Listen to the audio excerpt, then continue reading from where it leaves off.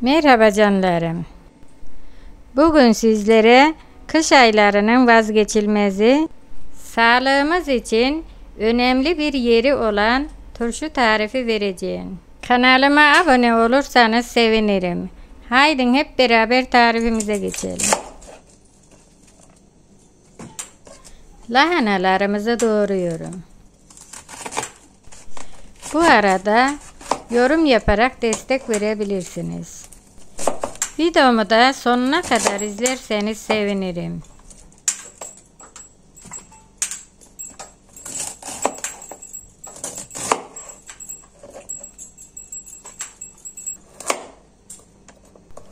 Havuçlarımızı dilimliyoruz.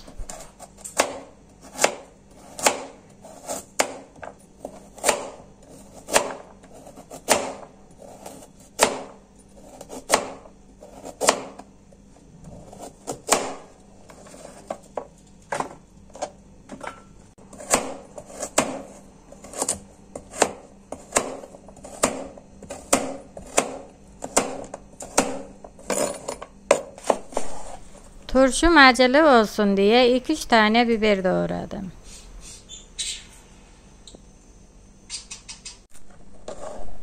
Beş 6 diş sarımsakları dilimliyorum.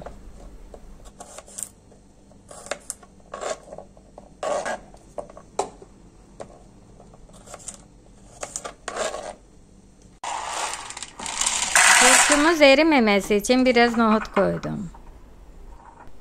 Sarımsağın birazını ekliyoruz. Önceden yıkamış olduğum malzemeleri bidonuma yerleştiriyorum.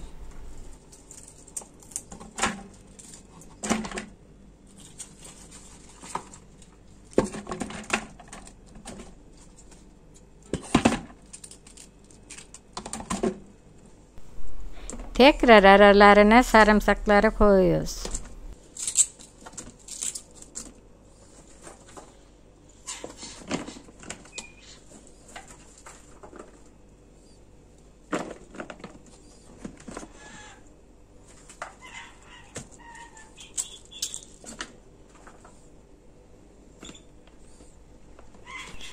Acı biberleri aralarına koyuyoruz.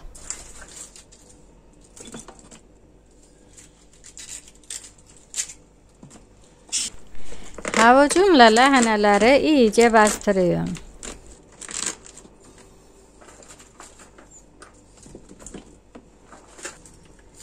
Beş kaşık kaya tuzu koyuyoruz.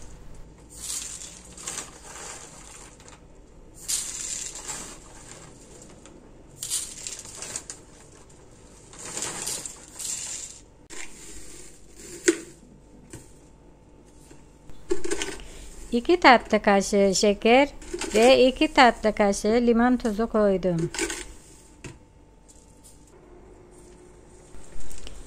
5 çay bardağı üzüm sirkesi koydum.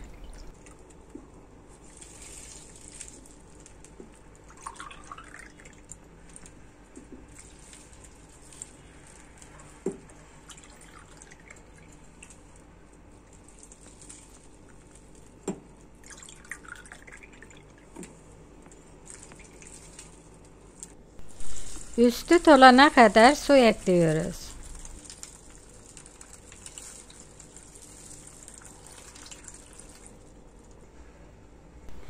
Üstüne dilimlediğimiz limonlarımızı koyup sıkıca kapatıyoruz.